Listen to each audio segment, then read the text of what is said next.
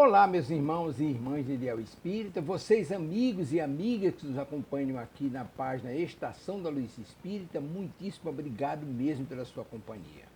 A nossa página Estação da Luz Espírita não tem fins lucrativos, o objetivo é a divulgação da doutrina espírita.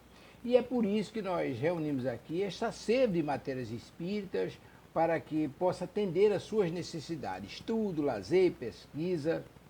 Você encontra aqui na nossa página Estação da Luz Espírita os livros da codificação, obras suplementares, entrevistas, palestras e os programas da Web Rádio Estação da Luz de Natal e Web Rádio Cristo Consolador de São Paulo. Ou seja, um acervo que atenda às suas necessidades, sem fins lucrativos. O objetivo é a divulgação da doutrina espírita. E agora eu convido você para nos acompanhar na reprodução de mais esse trabalho imperdível. Muito obrigado mesmo pela sua companhia e vamos juntos.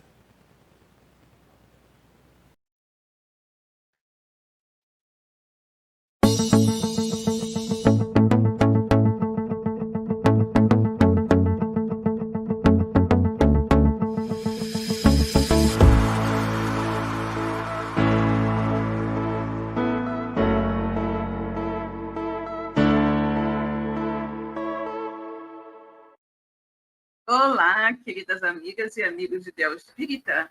É com muita satisfação que começamos agora pela nossa Web Rádio Cristo Consolador mais um programa Aprendendo com os Clássicos. Esse programa onde nós estudamos o clássico da literatura espírita Aconteceu na Casa Espírita. Por sinal, nosso livro já passou da metade, né? E nós estamos aqui pensando qual será o próximo livro que iremos estudar. Se vocês tiverem algumas sugestões, podem nos colocar aqui, né, nos comentários, que nós iremos analisar com cuidado, né, com bastante carinho, para decidir qual será a próxima obra que iremos estudar. Ok? Bom, mas, como sempre fazemos, vamos cumprimentar os amigos que já estão aqui conosco. Vamos lá. Ironides, oi, querida. Boa tarde a todos. Ótimo estudo. Boa tarde, querida. Que bom que você está aqui, né? Muito bem. Vamos, então, agora, como nós sempre fazemos, fazer a nossa prece, né? Pedir aos queridos amigos espirituais, que são os verdadeiros condutores da Web Rádio Cristo Consolador, que nos auxiliem na realização de mais um programa. Então, convidamos a todos que já estão aqui conosco e aqueles que irão nos acompanhar mais tarde, através do vídeo que deixaremos gravado no nosso canal no YouTube, para levarem seu pensamento a Deus e conosco fazerem essa pequenina prece, ok? Então, vamos orar. Deus, Pai de infinita bondade, misericórdia e justiça. Jesus, nosso querido amigo, nosso mestre e modelo de toda a humanidade. Queridos amigos espirituais que estão aqui conosco nesta tarde, mais uma vez, para nos orientar, nos intuir, nos auxiliar na realização de mais um programa. Muito obrigada pela presença livre. Obrigada, sobretudo, pela luz da doutrina espírita que ilumina as nossas vidas. Obrigada também pela bênção desta encarnação. Que todos nós, encarnados e desencarnados, possamos tirar o máximo proveito de tudo que será dito e estudado aqui na tarde de hoje. E assim vai. Em teu nome, em nome de Jesus, e de todos os amigos espirituais que ordenam a Web Rádio Cristo Consolador, começa agora mais um programa Aprendendo com os Clássicos, né? Estudo do livro Aconteceu na Casa Espírita. Bom, nós hoje iremos iniciar um novo capítulo, né? Um novo capítulo do nosso livro. É o capítulo 11, cujo título é No Auge da Crise. Né? Nós vimos que a Casa Espírita está sob um forte ataque das trevas, objetivando desestruturar todo o trabalho da instituição. Né? E esse livro é extremamente importante porque é um alerta para todos os trabalhadores espíritas, é um alerta para todas as casas espíritas. Precisamos estar muito atentos, precisamos estar constantemente vigilantes para que não venhamos a ser nós, aqueles que irão abrir a porta para os irmãos menos felizes penetrarem no tempo de nossa fé e desestruturarem todo o trabalho. Okay? Então, vamos lá. Capítulo 11, no auge da crise. Na casa dos Boaventura, Gonçalves e Daniel, os prepostos das trevas para aquele caso, dominavam o ambiente espiritual. O seu Boaventura é o marido daquela senhora que era responsável pelo atendimento fraterno, lembra? A porta de entrada era o senhor Boaventura, que lhes atendia com facilidade às ondas de pensamentos e sentimentos inferiores. A responsável pelo atendimento fraterno padecia grandes dificuldades. Sob a atuação das trevas, o marido já havia feito grandes doações para a seita lunática, esperando Deus lhe restituir em dobro todas as suas doações. O marido dela havia se ligado a uma seita, né, de fanáticos e estava fazendo grandes doações em dinheiro para a seita. E, naturalmente, isso estava causando dificuldades financeiras e problemas na família, não é? Mas ele estava totalmente envolvido, né, acreditando que quanto mais ele doasse, mais ele receberia em dobro, né, tudo aquilo que ele havia doado. E com esses pensamentos, ele estava sendo um alvo bastante fácil dos obsessores Gonçalves e Daniel, que eram os responsáveis por desestruturar o trabalho de atendimento fraterno da Casa Espírita na pessoa da esposa do senhor Boaventura. A tarefeira já sofria com falta de recursos para saldar as despesas básicas da casa. Márcia demonstrava grande testemunho de paciência e fé, suportando corajosamente os desequilíbrios do esposo fanatizado.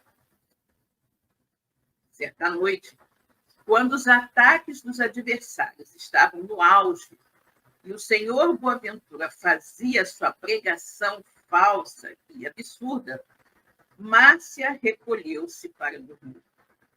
Após prece fervorosa, quando as emoções a conduziram às lágrimas, sentiu-se envolvida em doces fluidos e, sob a ação magnética dos espíritos amigos, adormeceu tranquila.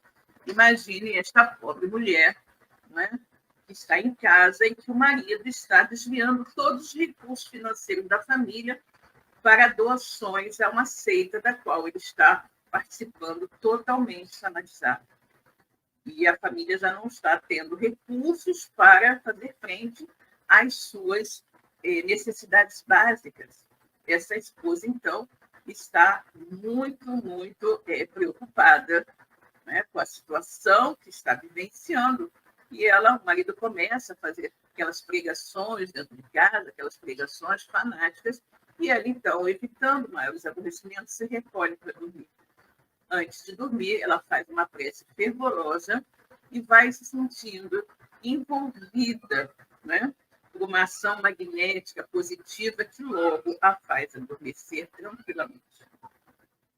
Desdobrada do corpo no mundo espiritual, eis que lhe aparece o mentor responsável pelo centro, onde ela trabalhava dedicadamente, endereçando-lhe em seguida estas carinhosas palavras: Márcia, minha irmã, Jesus te abençoe nos testemunhos.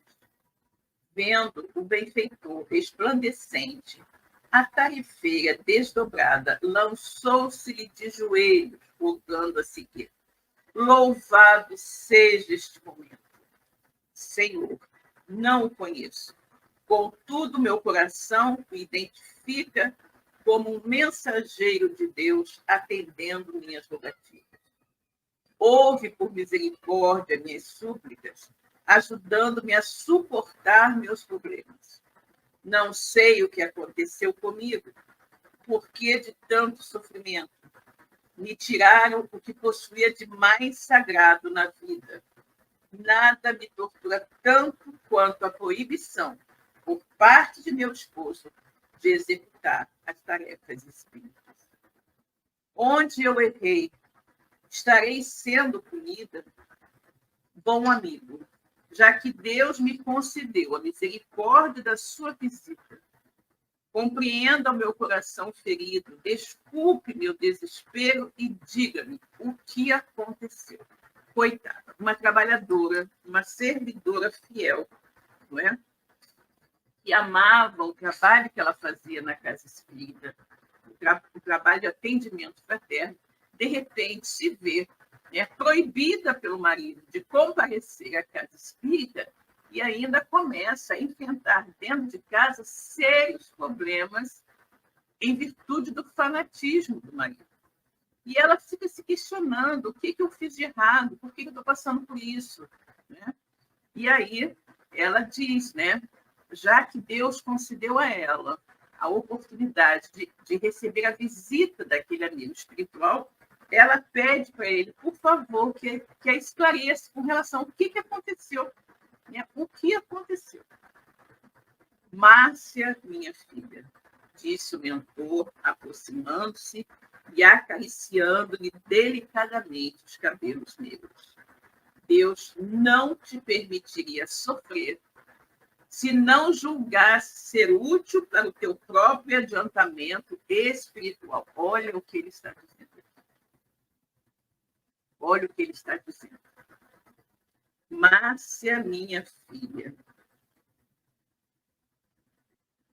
Deus não lhe te permitiria sofrer se não julgasse ser útil para o seu próprio adiantamento espiritual. É aquilo que nós sempre falamos, né? Tudo que Deus faz é absolutamente certo.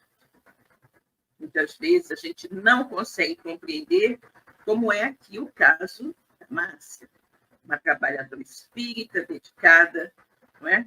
Que sempre praticou bem, fazendo todas as coisas como deveria ser, não é?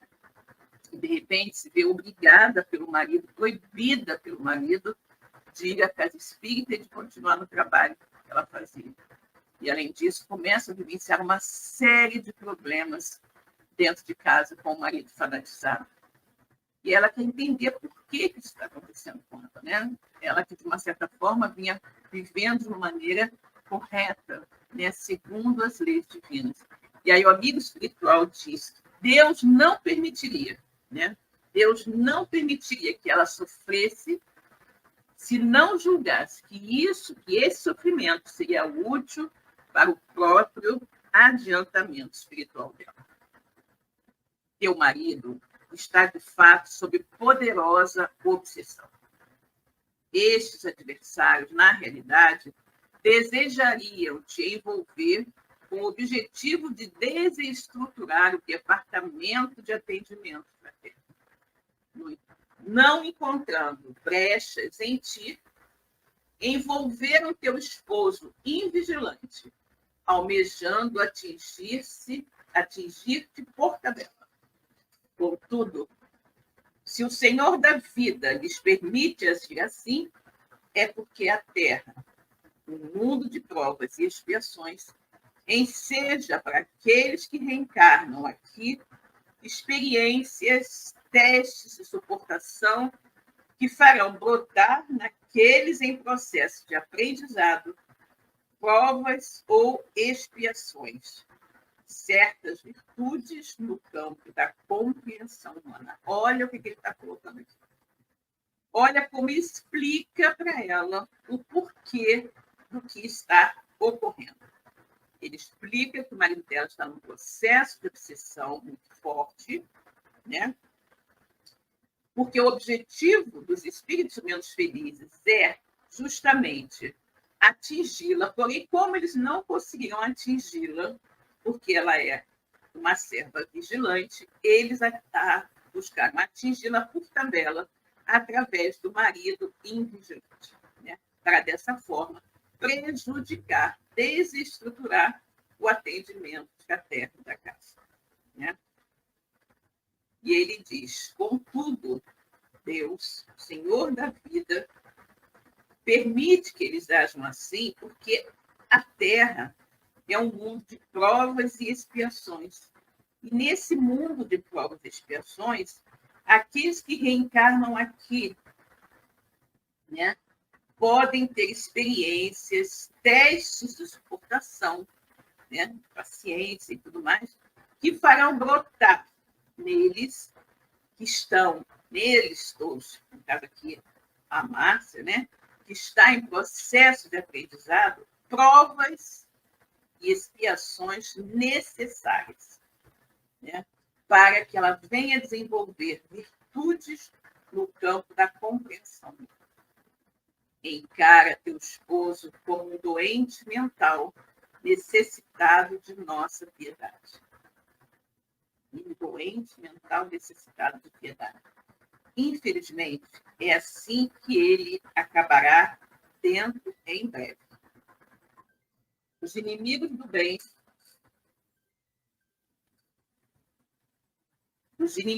bem, encontraram tamanha afinidade junto a ele que sua mente começa a sofrer verdadeiro processo desequilibrante. Terás de ser forte, né? Então, ele diz que o marido dela, né, que ela deve olhar o marido como efetivamente um doente mental, necessitado de piedade, e diz que é o que vai acontecer com ele, né? Infelizmente, ele vai perder totalmente o juízo dentro de pouco tempo, né? Os inimigos espirituais encontraram uma tão grande afinidade com ele, né, que ele começa a sofrer um processo desequilibrante. E ela, diante desse quadro, né, terá que ser bastante forte. Não estarias ligada a ele se não guardassem compromissos profundos. A propósito, segundo nos dizem os espíritos simpáticos que te assistem, tu firmaste compromisso aqui no mundo espiritual para tentar conduzi-lo no bom caminho, espiritualizá-lo um pouco mais, e temos acompanhado os teus esforços. Ou seja, ela está passando por isso junto a esse marido, porque no plano espiritual ela assumiu o compromisso de auxiliá-lo, buscando espiritualizá-lo um pouco mais. E ela tem feito isso, ela tem buscado, né? Ela tem se esforçado, mas não está sendo fácil, né? Mesmo diante de tantas dificuldades, segue confiante, tolerando, quanto possível, as alucinações do teu esposo. A ganância material é que vai fazer com que ele se perca completamente no caminho. Exatamente. Por quê? Porque ele está dando para a seita, porque ele acha que tudo que ele der, ele vai receber em dobro. Então, quanto mais ele dá, mais ele acha que vai receber. E é essa ganância, justamente, que vai levá-lo à perda, né? A perda, porque ele começa a trilhar esses caminhos completamente desequilibrados. Quanto a ti, logo, logo estarás de volta às atividades do centro, pois que este processo está chegando ao fim.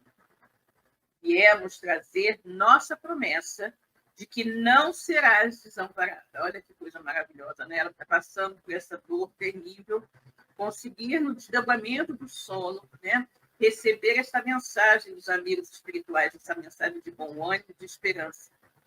Viemos trazer nossa promessa de que não serás desamparada.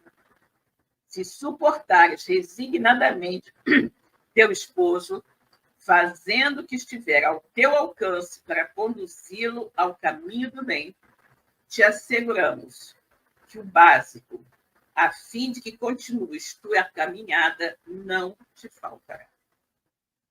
Quanto a ele, se não souber aproveitar da tua convivência, restará o pesar de, no mundo espiritual, descobrir que tinha um instrutor espiritual encarnado para conduzi-lo ao céu das bem-aventuranças, mas que não soube aproveitar, desperdiçando a oportunidade por orgulho, machismo e ambição.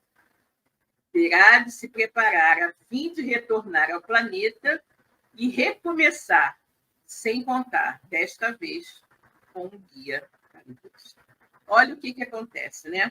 Eles estão dizendo para ela que ela logo vai voltar aos trabalhos na casa espírita, porque aquele momento de prova mais acerba está para terminar, né? Ele está dizendo que ela deve continuar perseverando junto ao esposo com paciência e resignação, que o necessário para que ela mantenha, se sustente e tudo mais, não irá lhe faltar. E que o esposo dela, se não aproveitar, né, se não aproveitar esta oportunidade que está tendo de reencarnar ao lado de um espírito bondoso que irá buscar orientá-lo para o caminho do bem, ele, quando retornar à espiritualidade, ele vai se cientificar disso, né, vai saber o que ele desperdiçou e vai voltar numa nova existência sem este auxílio. Né? Brevemente, estarás recebendo a visita de Castro e Israel. Eles, representando a caridade, haverão de te socorrer no que for necessário.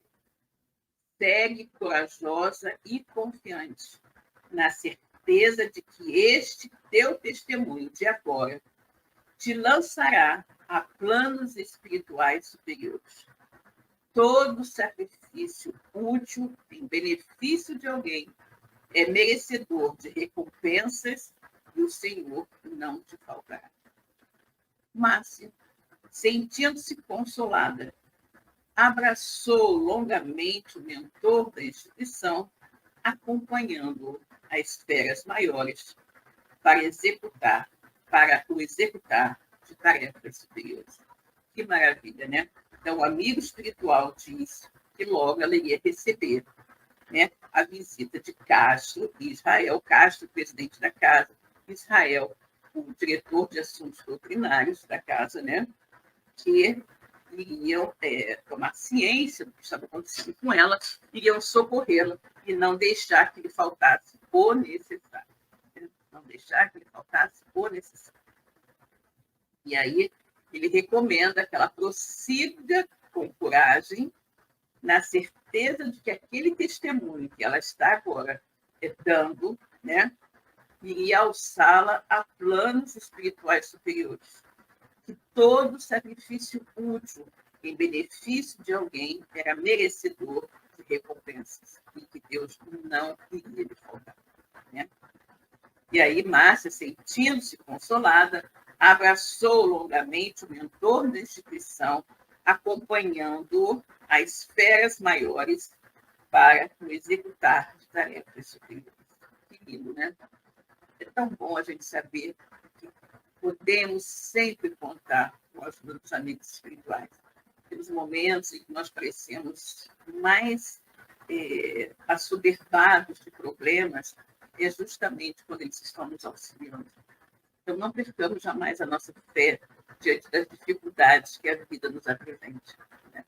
E se nós somos espíritos voltados para o bem, se buscamos viver segundo as leis de Deus, nós jamais estaremos desamparados. Né? Mesmo que pareça, como no caso dela, uma trabalhadora fiel, né? Uma trabalhadora dedicada ao auxílio às pessoas, de repente viu tudo lhe ser tirado. Até mesmo o direito de ir à casa espírita fazer o seu trabalho, aquele trabalho que ela tanto amava. Né? E até mesmo começar a faltar dentro de casa o necessário, em virtude do fanatismo do marido. E ela fica se questionando por que está acontecendo comigo, por que está acontecendo comigo. Né? E aí ela ora e a sua prece, como toda prece, é atendida. E durante o sono ela consegue ver, se encontrar com um dos mentores da casa espírita que ela frequenta, e esse mentor lhe diz que o que ela está passando agora foi permitido por Deus para que ela crescesse espiritualmente. Né? Que ela crescesse espiritualmente. Então, que ela perseverasse, porque estava chegando ao fim a sua prova, né? A sua expiação estava chegando ao fim, que ela perseverasse, que logo ela iria voltar aos trabalhos na casa espírita e que ela receberia visita, né, do Castro, do Israel, trabalhadores da casa, que, diante da sua situação, não permitiriam que nada lhe faltasse. Né? Ela deveria perseverar, porque assim ela estaria se possibilitando, dando a si mesma a possibilidade de crescimento e a possibilidade de alçar a planos mais elevados da espiritualidade. Enquanto essa conversa acontecia num clima sublime, no plano espiritual, num clima sublime, enquanto essa conversa acontecia num clima sublime, no plano espiritual inferior, Daniel e Gonçalves envolviam Boaventura em projetos infelizes. Ou seja, enquanto a Márcia estava, né, tendo essa conversa com o amigo espiritual num clima sublime de paz, serenidade, elevação, já no plano espiritual inferior, os obsessores Daniel e Gonçalves estavam envolvendo o marido dela em projetos infelizes. Boaventura, disse o camarada imediato de Júlio César, continue doando seus recursos financeiros aos ministros de Deus. Permaneça impedindo, a qualquer custo, sua esposa de trabalhar no terrível centro espírita, a fim de que você alcance graças e glórias junto à providência divina. Deus quer ver até onde vai a sua coragem. Depois, quando você tiver doado tudo, aí sim virá a recompensa. Então, veja o que eles estão levando esse pobre homem a fazer, né? Este pobre homem vigilante a fazer. Doar todos os seus recursos financeiros para sempre, dizendo, iludindo de que somente depois que ele não tiver mais nada é que a recompensa virá. E, sobretudo, fazendo com que ele impeça a todo custo que a esposa compareça à casa. O obsidiado estava esgotado, espiritualmente sentia-se fatigado. As entidades inferiores perturbavam-lhe profundamente o intelecto. Todas as noites, em desdobramento, recebia a visita dos adversários que o contaminavam com suas ideias falsas.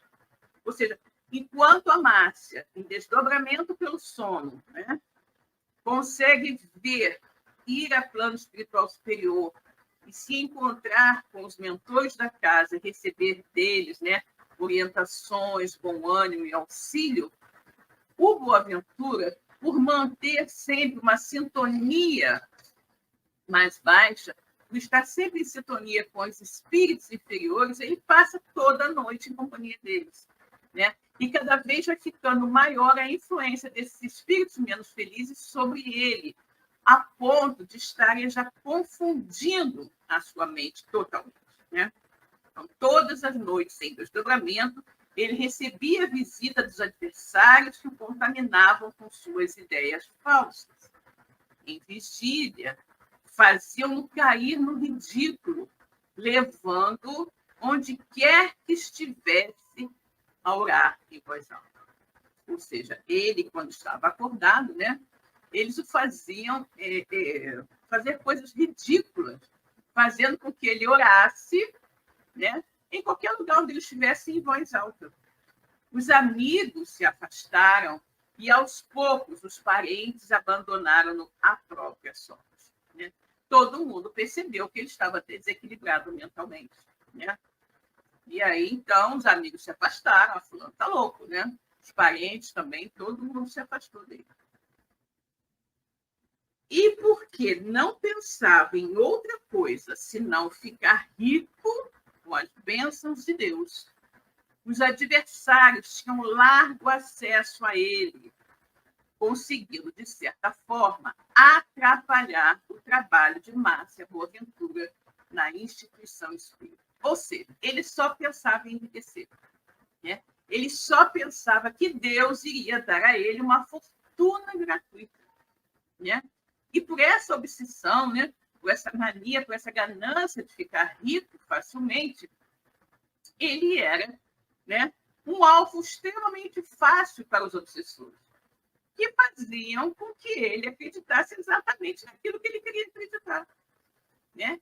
Que ele enxergasse exatamente aquilo que ele queria enxergar. Ou seja, ficavam induzindo cada vez mais a dar tudo para a instituição religiosa fanática a qual ele estava vinculado, né? Naquela esperança dele, né, de ficar rico e receber em dobro tudo que havia doado. Diante deste processo obsessivo, né, Boaventura começava a ter pequenos lapsos de memória, comprometendo-lhe a atuação na fábrica. Ele era operário, ele trabalhava numa empresa, numa fábrica, né? E aí ele começa com essa loucura, começa a ter uns lapsos de memória e começa, naturalmente, este comportamento a comprometer o trabalho dele na fábrica, né? Onde ele trabalhava. Ele era operário.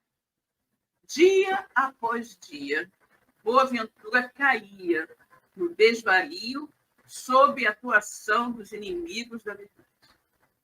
Constantemente promovia discursos fanáticos a fim de angariar prosélitos para a seita da qual participava. Além disso, proibira terminantemente sua companheira de participar dos trabalhos espíritas. Ou seja, os amigos começaram a se afastar dele, vendo que ele estava enlouquecido, fazendo esses discursos fanáticos em qualquer lugar. Os parentes também. E na fábrica, ele fazia essas coisas também, no meio do trabalho, começava a ter uns lapsos de memória, o que estava naturalmente atrapalhando o desempenho profissional dele, né? Márcia Boaventura, contudo, continuava firme nos testemunhos, tolerando e suportando corajosamente o marido perturbado. Todavia, na fábrica em que o esposo trabalhava, os colegas já não o conseguiam tolerar. Pelos discursos insistentes em torno da religião, com o desejo de convertê-los.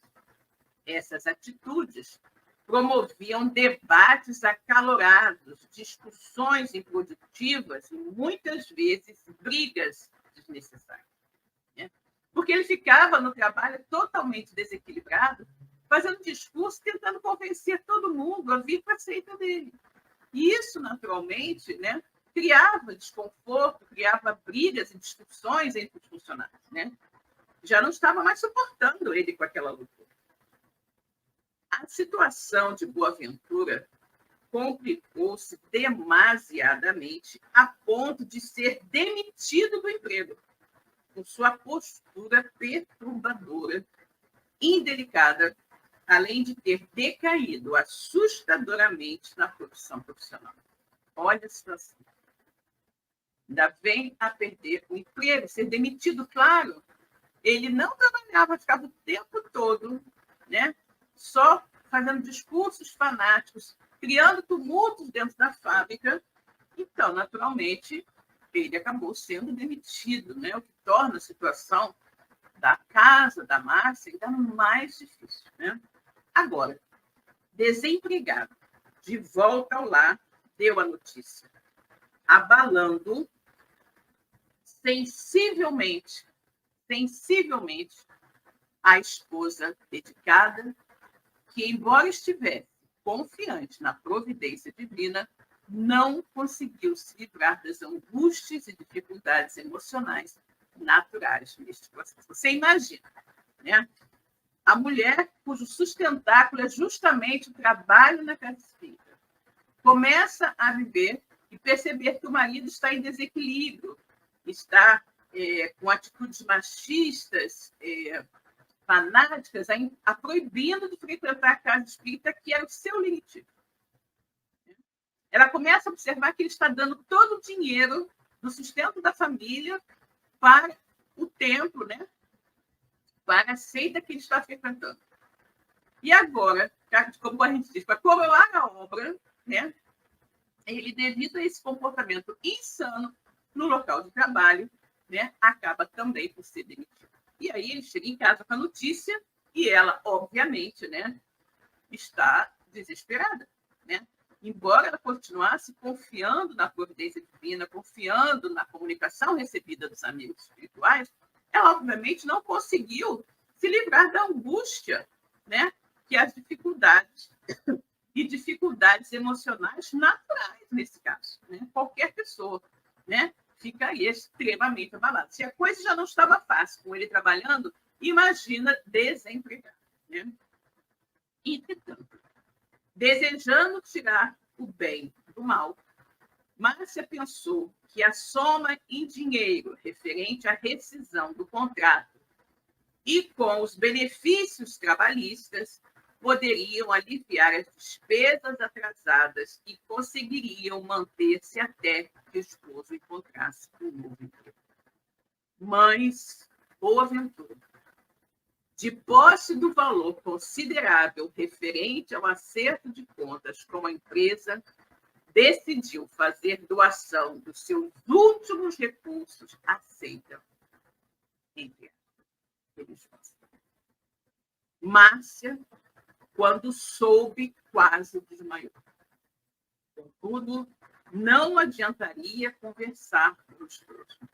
Era visível seu desequilíbrio. Já estavam praticamente maduros. Nesse período, Daniel, dirigindo-se a Gonçalves, disse: Daniel e Gonçalves são os obsessores, né, que estão dominando o Boaventura.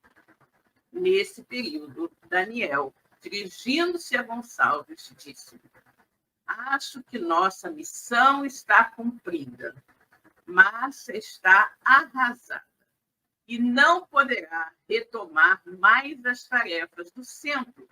Obrigatoriamente precisará encontrar um emprego a fim de suprir as necessidades básicas da casa. Como é triste, né? Ver espíritos dedicados totalmente a prejudicar os outros. Dedicados a prejudicar os outros. A prejudicar pessoas que nada lhes fizeram. Como é triste a posição desses espíritos, não é? Eles são muito mais dignos de piedade, comiseração, são muito mais dignos de nossas preces do que de nossos sentimentos menos felizes para com eles. Porque é muito triste. Quando esses espíritos derem conta do mal que estão fazendo, né, como eles irão se sentir arrependidos? É muito triste essa posição que o Daniel e o Gonçalves estão desempenhando. Devemos voltar à instituição para darmos as boas notícias ao nosso chefe, recolhendo-lhe as congratulações pelo nosso excelente trabalho. Então, eles dois, que haviam sido, né,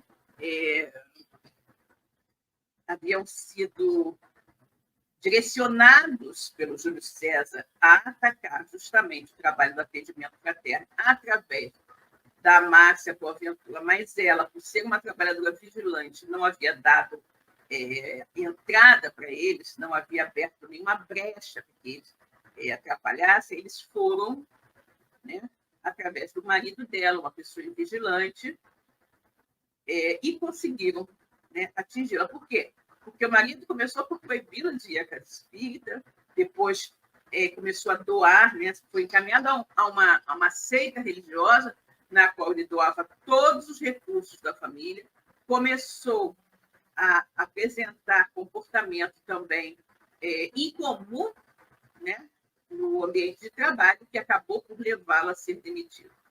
A Márcia, né, achando que pelo menos com a indenização, eles poderiam viver algum tempo ainda, né, colocar as contas em dia, viver algum tempo até que ele conseguisse um novo emprego, ela se viu frustrada. Porque o que o marido fez? Pegou todo o dinheiro da indenização e doou, né, para lá, para a sua seita religiosa. Então, ela estava realmente muito, muito abatida. E, nesse momento, os obsessores Daniel e Gonçalves acham que concluíram o seu trabalho. Porque ela vai se ver obrigada a procurar um emprego para poder manter as necessidades da casa. Né? E aí mesmo que ela não vai ter mais tempo de ir, né, para a casa espírita. retorno ao centro espírita. E aí, né, eles vão logo contar a novidade para o chefe deles, Júlio César, né? Tipo assim, missão cumprida. De retorno ao centro espírita, os adversários foram recepcionados por Elvira. Elvira é aquela obsessora também ligada a Júlio César, que está trabalhando, né, basicamente em cima do grupo das câmaras de cura, né, dos passos de cura, especificamente sobre uma determinada médium, né, para que ela se ache muito importante, uma médium de cura muito importante, queria projetar o centro, né, para todas as pessoas, tornar o centro famoso. Embora, acredito eu, que nenhum centro quer ser famoso, né? Eu acho que todos os centros devem apenas querer realizar o seu trabalho da melhor forma possível, não desejando nenhum tipo de fama, né? Mas essa médium, também uma médium invigilante, permitiu que essa obsessora Elvira a envolvesse totalmente, né, com a crença de que ela tinha poderes mediúnicos de cura, né, ou seja, mediunidade curadora. Então, de retorno ao centro espírita, os adversários foram recepcionados por Elvira, né, que os colocou a par dos acontecimentos. Todos eles comemoraram. Né? Todos comemoraram.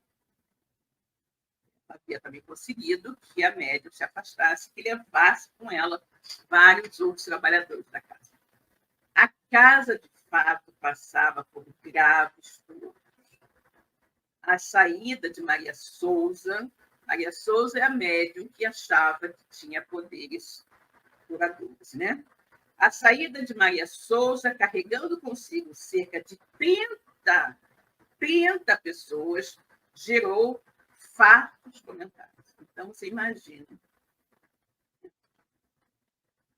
a saída, né? A saída de um médium que leva consigo mais 30 trabalhadores para casa. Que coisa triste. Né? Que coisa triste.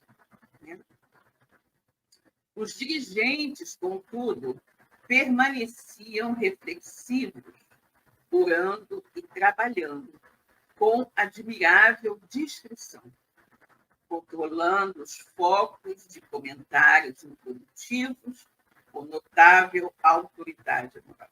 É claro, né, que essa saída da Maria Souza, o afastamento da Márcia Boaventura, sobretudo essa saída da Maria Souza, e de mais 30 médicos que naturalmente irão fundar, né, uma instituição que, segundo eles, irá trabalhar, né, com curas e coisas que tais, provocou um grande reboliço na casa. Nós não sabemos exatamente o tamanho da casa, mas não deve ser assim tão pequena. E nós sabemos também que quanto maior a casa, mais difícil é que ela seja harmoniosa. É muito difícil conduzir uma casa espírita grande de maneira harmoniosa e fraterna. Né? Porque quanto maior a casa, maior o número de pessoas que trabalham nela, que são frequentadores. E o ser humano é difícil, né? Cada um tem a sua personalidade, cada um tem a sua maneira de ser, e harmonizar um número enorme de pessoas para que elas olhem e vejam olhem na mesma direção e vejam a mesma coisa, é muito difícil. Mesmo em grupos pequenos, o ser humano, pela sua natureza ainda muito atrasada, é difícil de se harmonizar, né? Então, por isso, Kardec recomendava que os centros espíritas fossem pequenas organizações, fossem centros pequenos, porque, sendo centros pequenos, o número de pessoas que iria se reunir ali seria também pequeno, sobretudo de trabalhadores, né?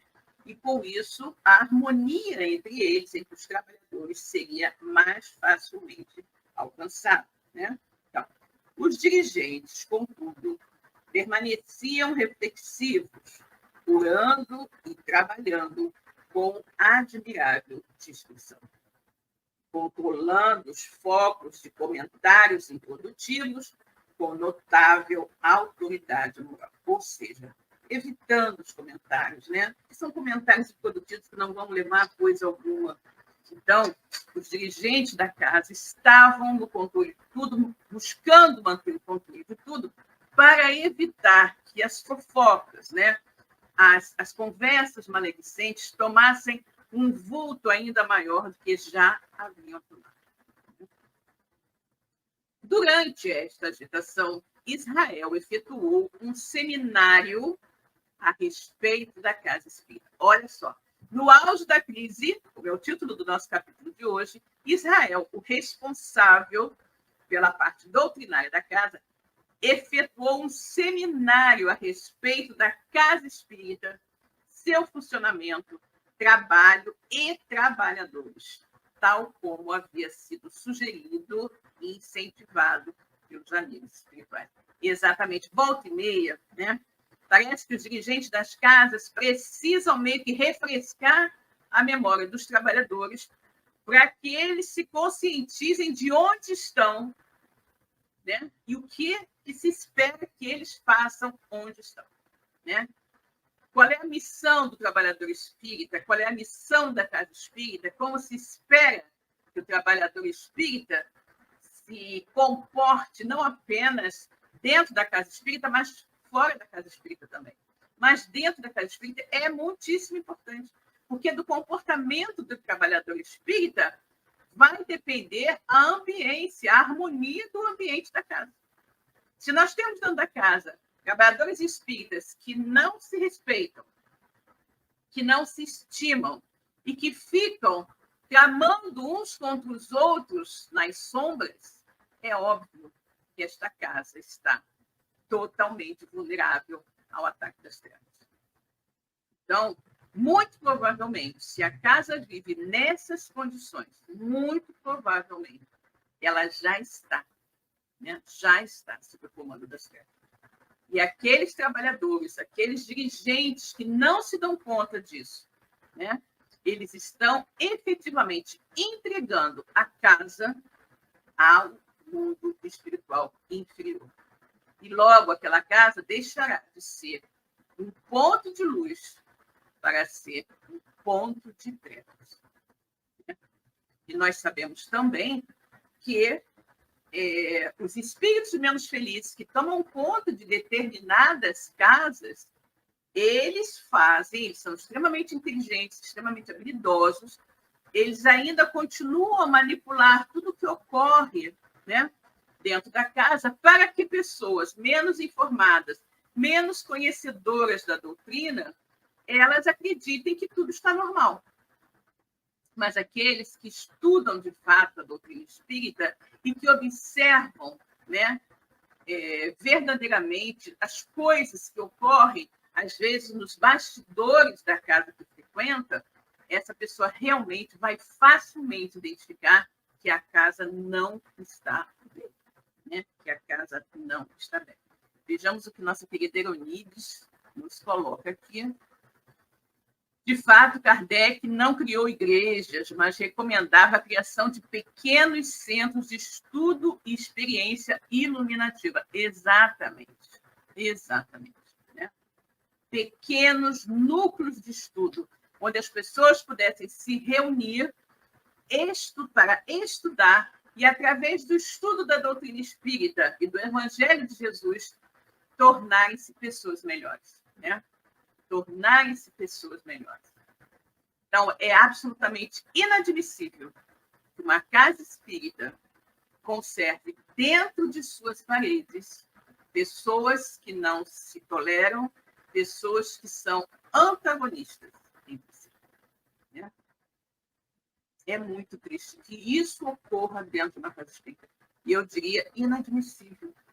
Se a sua casa espírita está passando por esse tipo de experiência e você não está vendo nenhuma solução para o problema, né? Ou você tentou esclarecer as pessoas quanto ao problema, mas as pessoas absolutamente não quiseram enxergar, penso eu, que a melhor situação, a melhor atitude é o seu afastamento desse local.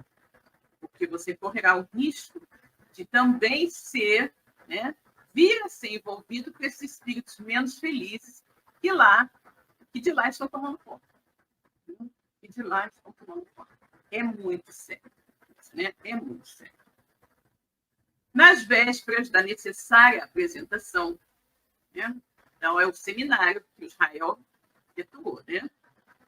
Nas vésperas da necessária apresentação, os benfeitores espirituais enviaram mensagens incentivadoras, enfocando temas importantes acerca do trabalho no centro espírita, fornecendo interessante material a Israel, que pôde aproveitá-los no estudo programado. No decorrer da palestra, os bons espíritos envolveram todos os presentes em fortes vibrações, ajudando-os a compreender as lições. Isso aqui é muito bom, porque no caso, né, neste caso específico, os diretores da casa, o presidente, o diretor de assuntos doutrinários, estavam completamente alinhados com a espiritualidade superior. E eles, que são aqueles que decidem, que ditam os rumos da casa, puderam, de uma certa forma, tomar atitudes para fazer com que a coisa se revertesse. Mas é muito difícil quando aqueles que estão na direção da casa, aqueles que são os responsáveis pelos destinos da casa, já se encontram totalmente envolvidos pela situação.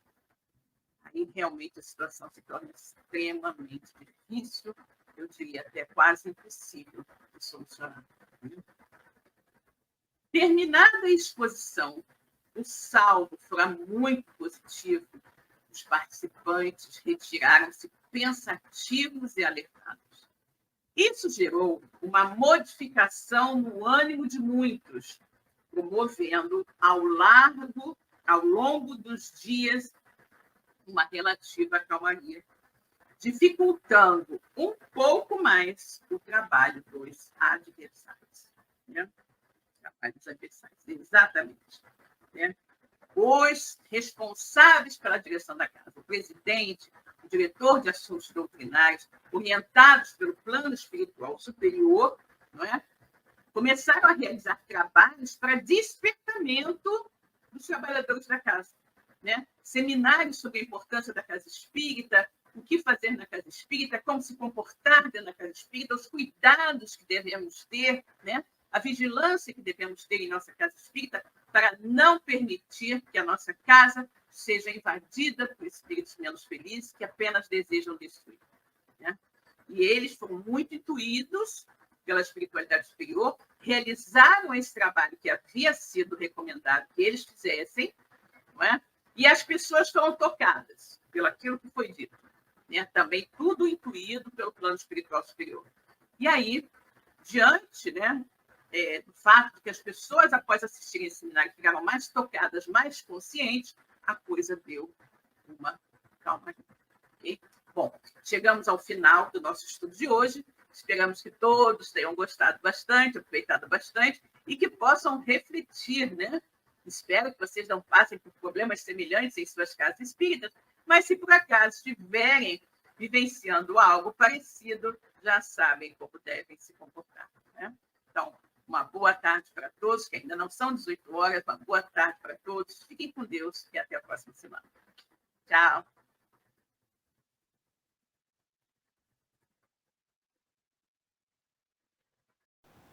Chegamos ao final da nossa atividade. Muitíssimo obrigado mesmo pela sua companhia e espero você no próximo evento.